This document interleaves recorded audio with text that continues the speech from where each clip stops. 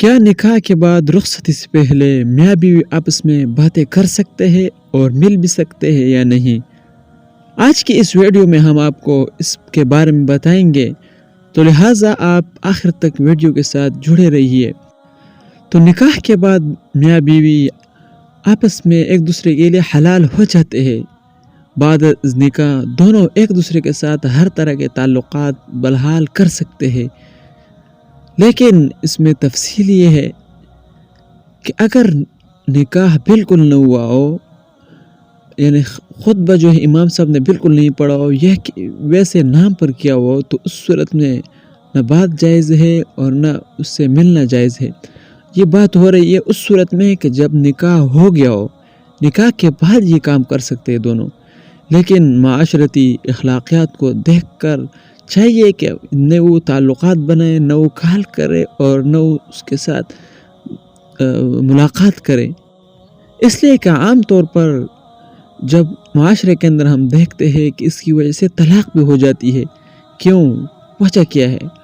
وجہ یہ ہے کہ جب یہ پہلے تعلقات بنا لیتے ہیں اور آپس میں ملتے بھی ہیں، تو پہلے جب نکاح سے پہلے، رخصتی سے پہلے جب ان کے آپس میں محبتیں بڑھ جاتی ہے، تو نکاح اور رخصتی کے بعد اس کی محبت، ان دونوں کی محبت جو ختم ہو جاتی ہے، پھر طلاق تک نوبت آ جاتی ہے۔ تو لہٰذا خوددارا جب اگر نکاح بالکل نہ ہوا ہو تو اس صورت میں تو قطعاً بات نہ کرے، اس لیے کہ وہ اس کے لیے نامحرم ہے۔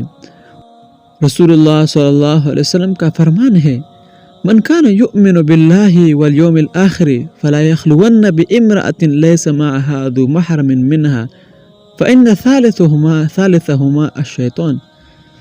جو شخص اللہ تعالیٰ اور یوم آخرت پر ایمان رکھتا ہے، وہ ہرگز کسی ایسی عورت کے ساتھ تنہائی اختیار نہ کرے جس کے ساتھ کوئی محرم رشتہ دار نہ ہو، کیونکہ ایسی صورت میں ان دونوں کا تیسرا شیطان ہی ہوتا ہے۔